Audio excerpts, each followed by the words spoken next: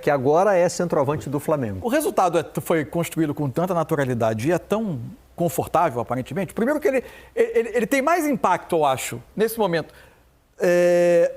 em outros compromissos do Flamengo pré-temporada do que propriamente no isso é bom observar, hein? O Grêmio, por exemplo, vai disputar a Libertadores entre os 2 jogos da final. A Juventude fica só treinando. Vai esperar. Isso. Né? No Campeonato Mineiro, os 2 viajam porque o Cruzeiro está na Sul-Americana. E o Grêmio, se eu não me engano, é lá na altitude, não é? O Grêmio, eu acho que é. Que eles estavam pensando em nem levar o time titular. O Flamengo vai para Bogotá, né? O Grêmio é La Paz The Strongest. O Grêmio estava pensando em fazer o primeiro jogo com um time alternativo lá em La Paz. Independentemente do primeiro resultado. E talvez esse 0-0 reforce a decisão. Mais, é uma das maravilhas do calendário brasileiro. No caso do Flamengo, acho que é o oposto, né? A tranquilidade construída nesse primeiro jogo, com o resultado de 3-0, pode permitir ao Tite levar os titulares para Bogotá, jogar o tempo inteiro e depois avaliar para o jogo da volta. E eventualmente poupar boa parte deles, pelo menos do início do jogo do próximo fim de semana, eventualmente colocando em jogo alguém caso algo inesperado, o que é a essa altura bastante inesperado, que o Nova Iguaçu sai dar a volta nesse mata-mata. O Flamengo tem o Milionários no meio da semana e depois recebe o Palestino após o segundo jogo da decisão. Recebe o Palestino no Maracanã. Então são 2 rodadas de Quarta-feira, quinta. O Flamengo é dia 2, o Flamengo joga no dia 2. O Flamengo é terça, não é? Não, terça agora, né? Terça agora, dia 2 e depois quarta, dia 10, contra o Palestino. A segunda rodada, depois de ter jogado, aí sim no domingo, o jogo contra o Nova Iguaçu. O jogo, assim, se você olha, esse é o lance do gol do Pedro que terminou anulado, né? O Nova Iguaçu, ele chega onde chega, para mim, muito por ter organização, por ter a capacidade de jogar com bola, por ter coragem de tratar a bola bem, sem as limitações que normalmente os times menores impõem a si próprios, né? E teve uma entrevista legal do Carlos Vitor depois da vitória sobre o Vasco, dizendo, olha, a gente chegou até aqui assim, Isso. Não dá para mudar agora. Embora o jogo contra o Vasco já tenha sido de menos posse de bola, lógico, né? Isso. Contra o grande você vai... E o primeiro jogo com o Vasco que ele dominou, ele também cedeu uma quantidade grande de finalizações. É um time que, ele defensivamente se aproxima mais do que tradicionalmente a gente vê dos times menores e com a bola ele se diferencia mais.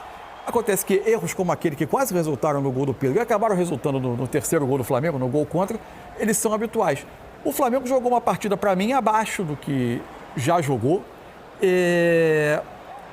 Eu acho que o Flamengo ainda tem algumas questões. É estranho falar isso após uma campanha de tanta imposição no Campeonato Carioca, mas eu acho que o Flamengo é um time que evoluiu em diversos aspectos ao longo dessa campanha. É um time que pressiona melhor, é um time que, obviamente, se defende bem, é um time que, quando está no campo do adversário, tem recursos ofensivos melhores do que tinha. Para mim, deixava algumas dúvidas quando era pressionado para sair de pressão. O Nova Iguaçu poucas vezes impôs isso. Acho que hoje o Flamengo, em diversos desses aspectos, fez um jogo abaixo. Um jogo num ritmo mais lento. A pressão ofensiva do Flamengo variou ao longo do jogo. O movimento do Maicon, lateral esquerdo, vindo para dentro, causava algumas dificuldades. Achei o De La Cruz e o Pulgar com muito espaço para cobrir em alguns momentos. O Nova Iguaçu chegando. É verdade que quando chegou em mais arremates de fora da área do que em situações muito claras de gol. E achei o Flamengo com bola no campo adversário, com muito erro de passe, muita decisão errada e um ritmo nessa circulação de bola mais lento. Ainda assim, tem coisas muito positivas do time, né? Eu acho que é até natural. Eu estou contigo em todas as suas colocações, mas eu acho natural, porque o jogo se tornou muito confortável, né, mano? E quando você tem um time tecnicamente muito superior, e o Flamengo a gente não pode sair dessa situação aqui, o Flamengo é muito superior ao Nova Iguaçu. Então, quando você vê que a pegada do Nova Iguaçu não era aquela mesma que estava tendo nos jogos anteriores, a organização não estava sendo aquela mesma, principalmente nos jogos contra o Vasco. O Flamengo tomou conta do jogo e aí você começa a perder um pouco o foco, a perder a concentração do jogo, né? A diminuir ao resultado aparecendo. Você sabe que a cada momento que você acelerar o jogo, que você forçar mais um pouquinho, você vai chegar com facilidade. E o Flamengo chegou. Quando o Flamengo quis chegar no gol do Nova Iguaçu, o Flamengo chegou. O Flamengo poderia ter ganhado foi de 3, poderia ser 4, poderia ter 5. E assim, aí o Flamengo muda ainda, né? E aí a gente vê o nível, né, das mudanças. É quando você faz essas mudanças e o Flamengo pode aumentar o ritmo. E não quis aumentar. Então, assim, a dificuldade mostrou isso ao Flamengo. O Flamengo não tinha um adversário competente para aumentar o ritmo, para aumentar a dinâmica. E isso dentro de um campo, isso vai minando o jogador. queira ou não queira, ele vai se sentindo mais tranquilo, mais confortável e vai diminuindo o ritmo. O resultado foi construído começando aos 19 minutos, né, no gol do Pedro. Essa é uma construção interessante. Já teve a ameaça do segundo gol no fim do primeiro tempo. E o segundo não demorou tanto para sair. Não. Agora estava escapando a minutagem. O segundo gol sai com 8 minutos. 8 minutos do segundo tempo. Ou seja, né? E aí já num cenário de jogo diferente. Né? Vai naturalmente. O Nova Iguaçu vai começa a tentar também buscar um gol de empate, tentar ficar vivo para o segundo jogo da final e acaba cedendo um pouco mais de espaço. Aliás, o segundo gol sai num lançamento muito bonito do Luiz Araújo, que não fez uma grande partida, mas faz um passe em um lançamento longo e muito bom para o Cebolinha criar a jogada do gol do Pedro. Muito bonita para mim foi a construção do primeiro gol do Flamengo. O Flamengo normalmente faz o quê? Ele sai jogando com os dois defensores, o Ayrton Lucas, em geral, inicia um pouco mais próximo, né? O Varela adianta um pouco para a linha dos volantes, quase sempre junto com o Pulgar. O De La Cruz, ora por trás, ora um pouco mais perto dos 4 homens de frente, fazendo até 5 homens chegando à frente. O que o Flamengo tem feito com muita naturalidade é que os jogadores alternem essa ocupação de espaços entre si, né? Eventualmente você pode ter o De La Cruz um pouco mais por trás e o Pulgar atacando essa linha de ataque. Às vezes você tem o Arrascaeta abrindo pelo lado direito, o Cebolinha, o Luiz Araújo vem mais um pouco para dentro. Às vezes você tem os dois volantes passando e os meias vindo receber essa bola mais atrás. No lance do gol, está o Ayrton Lucas bem aberto, numa posição que para mim facilita um pouco o jogo dele, né? Receber um pouco mais em projeção para receber a bola na frente, não participando dessa construção junto aos zagueiros, iniciando a jogada como organizador. Para mim, ele não faz isso tão bem. Nesse momento do primeiro gol, está ele aberto, tem o Cebolinha um pouco mais por dentro, sai uma combinação Cebolinha, De La Cruz, Arrascaeta, uma troca de passe curto, o Ayrton Lucas ataca o espaço e faz o primeiro gol. E a partir daí, o Nova Iguaçu também dá uma baixada, né? Ele perde até um pouco a crença de que ele podia conseguir alguma coisa. É isso que eu estava aqui tentando, acho que é a crença. Ele perdeu a coragem, tipo, a gente pode chegar e isso aí facilitou demais para o Flamengo, né? Porque quando o Flamengo tem espaço, e aí o Nova Iguaçu não é um time de fazer marcações fortes, é um time de jogar, né? E quando você joga e deixa o Flamengo jogar, quando você larga a Arrascaeta, quando você larga o Cebolinha, que está numa fase espetacular, né? Em velocidade, na construção de jogo, nas jogadas pelos lados. E aí você dá espaço para esse time do Flamengo é muito difícil. E é isso que está me pegando, assim.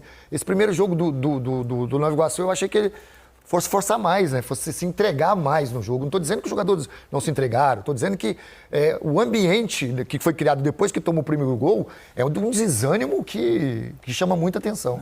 É verdade que o Flamengo tem permitido muito pouco aos seus adversários. Hoje permitiu um número de finalizações alto ao Nova Iguaçu, foram 10 no jogo. Mas muito perigo, lembramos de alguma? Mas muito chute de fora. Um rebote do Rossi com uma mão só? Isso. Sem precisar pular? Isso. E alguma outra assim que... Teve um chute que passou por cima, né? Não e um pouco mais para o fim do jogo, com o jogo já bem aberto, né? Esse é o lance do primeiro gol. Dúvida no pênalti? É porque o Ayrton Lucas demora um segundinho para cair, né? Um segundinho? Isso sempre levanta uma... Barreto, a minha questão assim, desculpa só para entrar nesse segundinho do Barreto, porque senão passa o segundo. Quando ele tem o toque, ele tem um toquinho leve. Quando eu estou dentro da área, quando eu estava dentro da área, um toquinho é lógico que desequilibra você. Mas ali o toquinho foi muito mínimo e ele pensou muito para cair. A gente acabou de ver uma defesa mais importante ali do Rossi, mas também não chute na entrada da área. No primeiro tempo, mas também finalização de fora. Você achou que ele demorou mais do que um segundinho, então, né, Paulo? Ele pensou demais. Não foi nem um delay normal. A sensação só para registrar que ele decidiu pelo pênalti, né? Ele falou assim, eu acho que eu vou, não sei, olha que no terceira vez... Vou cair. Vou jogar aqui, vou. Só para destacar que a gente vai ter o PC Oliveira daqui a pouquinho. Então ainda bem, graças a Deus. Eu vou ficar nessa. Não vai precisar cair na nossa conta essa avaliação aí, não. Aí é o lance do gol do Pedro, o cruzamento sai do Varela, tem a primeira tentativa de corte, aí é dividida do defensor não é no passo ainda não, é nesse momento... Não, é porque aí o Arrascaeta toca a bola na disputa pelo alto. Então é como se ele desse o passe pro Pedro. Então aí é medido. E aí o Pedro faz o gol. Vamos ver com o PC também, porque eu tenho a sensação de que na transmissão a imagem é parada um pouquinho antes do toque do Arrascaeta. Pode ser. A dúvida Talvez que ficou... o VAR tenha uma imagem que mostre já o Pedro com o pé um pouco mais à frente. Porque ele não tinha, nesse momento aí, ele não tinha ainda dado o passo para frente do zagueiro do Nova Iguaçu. A dúvida que ficou para mim é, ao traçar a linha, você não tem a certeza de onde está, pelo menos na imagem que a gente viu, onde está o pé do jogador do Nova Iguaçu. Se a parte próxima à axila, de onde é traçada a linha do jogador do Nova Iguaçu, ela é de fato a parte do corpo mais avançada ou se havia outra que está encoberta e a gente não viu. Pode ter tido uma outra câmera que mostre isso, mas acho que a transmissão mostrou para mim, elas não desfaziam essa dúvida. E aí você vê esse é o lance do terceiro gol, né? Uhum. Não era um jogo que já fluía em uma troca de passes rápida. Assim, o Flamengo foi construindo o resultado com muita naturalidade. Muitas trocas, muitas trocas. Sentido, né? O jogo tinha perdido um pouco E o jogo foi quase todo ele num ritmo bem baixo, assim, um ritmo abaixo do habitual. O Flamengo já começou ali, o Tite já começou o trabalho de poupar um pouquinho os jogadores também para a viagem, né? O primeiro que ele tirou do jogo foi o De La Cruz, colocando o Alan. Que já estava com o amarelo também, né, o De La Cruz. Aí depois ele entra com o Bruno Henrique pelo Cebolinha e o Igor Jesus no Pulgar. Sim. Sai o gol, sai o segundo, até ver se sai o segundo primeiro, sai o segundo gol, e aí antes do terceiro gol ele faz as últimas trocas. Com o Matheus Gonçalves e o Vitor Hugo. Essas mudanças para mim são muito claras, mas não sei se você concorda. Normalmente ele coloca o Bruno Henrique, né, quando é um jogo tá vera mesmo, o jogo tá pegado, ele coloca o Bruno Henrique lá no lugar do Luiz Araújo. Isso. Hoje não, hoje ele já foi, ele poupa o De La Cruz primeiro, né, pelo fato do amarelo também, e depois, logo em seguida, o Cebolinha, né, que é um jogador que vai ser importante para ele nessa Libertadores, né, que está vindo bem, e coloca o Bruno Henrique na posição original do Bruno Henrique, né, do lado esquerdo. Então, assim, já vai mostrando que é a maior preocupação dos jogadores que tem mais preocupação, né, em relação a esses jogos, né, esses jogos em seguida que o Flamengo vai ter. Agora sobe a exigência, né? A partir de agora, é verdade que vai ter a volta da final do Campeonato Carioca, com o Flamengo com uma ampla vantagem. Mas a partir de agora, o nível de exigência de cada jogo vai subir. Seja pela Libertadores, com alguns adversários. Por exemplo, se espera que o Palestino no Rio seja um jogo em que o Flamengo vá se impor com uma grande, mas enfim. E pela Série A do Campeonato Brasileiro. E aí eu acho que a gente vai... Uma vez tendo o Flamengo garantido aberto uma vantagem tão clara no Campeonato Carioca, conseguido se impor nesse campeonato com essa tranquilidade. A grande questão eu acho que mais do que discutir o que será o desfecho do Campeonato Carioca, é o que é a projeção desse Flamengo para o campeonato. Você quer um termômetro mais forte. Né? É isso. Então, assim... Lá em cima. Onde eu acho que estão as questões sobre esse Flamengo. Repito, o Flamengo é um time que hoje melhorou demais quando ele pressiona ofensivamente. O Flamengo se defende a própria área muito bem. Ele permite muito pouco a cada adversário. E ele melhorou quando tem a bola e se coloca no campo contrário. Onde eu acho que ainda tem questões para a gente avaliar sobre o Flamengo. O Flamengo quase sempre que foi submetido a momentos de alguma pressão bem executada do adversário na sua saída de bola. O Fluminense fez isso em alguns momentos dos Fla-Flus. E isso ficou mais claro. O Flamengo teve algumas dificuldades para sair de trás. Acho que esse é um ponto que a gente vai ver em jogos de maior exigência. E ver como o Flamengo vai conseguindo, jogo após jogo, sustentar a sua pressão ofensiva para ficar mais tempo com a bola, para se colocar no campo do adversário, que é como esse time gosta de jogar. E a outra questão para mim é o Luiz Araújo. Antes de chegar no Luiz Araújo, essa questão da saída de bola, ela aparece mais quando o adversário dá espaço para o Flamengo, em vez de pressionar lá na frente? Não, quando pressiona. Eu acho que o Flamengo tem mais dificuldade quando é pressionado. Uhum. Se a gente pega... A amostragem não é grande, né, no Campeonato Carioca de quem foi pressionar o Flamengo. No Brasileiro também, só não te querendo te cortar, mas já te cortando, é bom que já coloque isso. Claro. No Brasileiro, você acha que quantas equipes vão tentar pressionar o Flamengo? Eu acho que mais comum. Eu acho que o futebol brasileiro está caminhando num sentido de que mais times pressionam do que não pressionam. Mas possam tentar, mas estou falando que vão conseguir fazer isso com o Flamengo. Então, aí eu acho que o Flamengo vai ter que mostrar a sua capacidade de sair dessas situações. O Vasco fez em alguns momentos do jogo da fase de classificação, e quando fez o Flamengo teve dificuldade, mas era o início. Mas muitas vezes o Rossi tentava a bola direta. Porque pressionar lá na frente tem essa outra parte porque do problema. Porque tem os jogadores, os corredores atrás, os jogadores que correm no espaço. E exige fisicamente. Muito. Você pressionar em alguns momentos do jogo, passar o jogo organização, né? Mais do que até físico. O Botafogo fez isso em poucos momentos, mas o Fluminense fez mais. Jogo da fase de classificação, o Fla-Flu, o primeiro tempo do Fla-Flu, na fase de classificação, o Flamengo praticamente não sai por baixo. A bola é quase sempre lançada sem que o Flamengo gerasse vantagem para ganhar, até porque não tem muitos jogadores para ganhar essa primeira bola. No segundo tempo, o Tite dá uma ajustada na posição dos laterais e o Flamengo consegue construir o primeiro gol. A partir daí, o jogo abre. O segundo Fla-Flu, que é o primeiro jogo da semifinal, o Flamengo domina amplamente o jogo porque ele, Flamengo, passa o jogo inteiro comprimindo o Fluminense contra o próprio campo e o Fluminense tem dificuldade enorme de sair.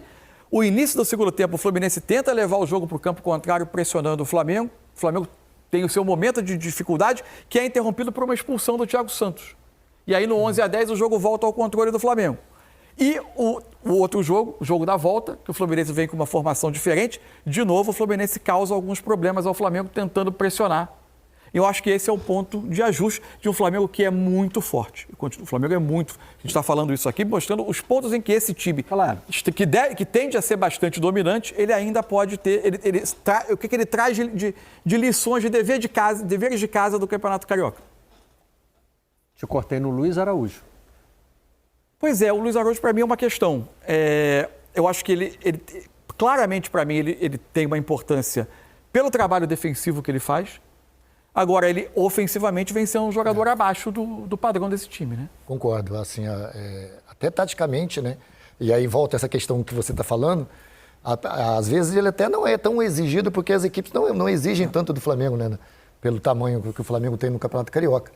Então é um questionamento, né? De você começar um campeonato agora, uma Libertadores, um Campeonato Brasileiro que vai começar, um jogador ainda que até ele mesmo próprio ainda não se sente tão seguro, né, para fazer alguns lances dentro da partida. Você pode ver que a maioria das vezes ele traz para dentro, ou ele tem um chute, ele tem a virada de jogo, ele não tem a jogada... Aliás, hoje uma virada de jogo muito boa no segundo gol. De um extremo para o outro extremo, né? Então, e deixando o Cebolinha com o campo aberto.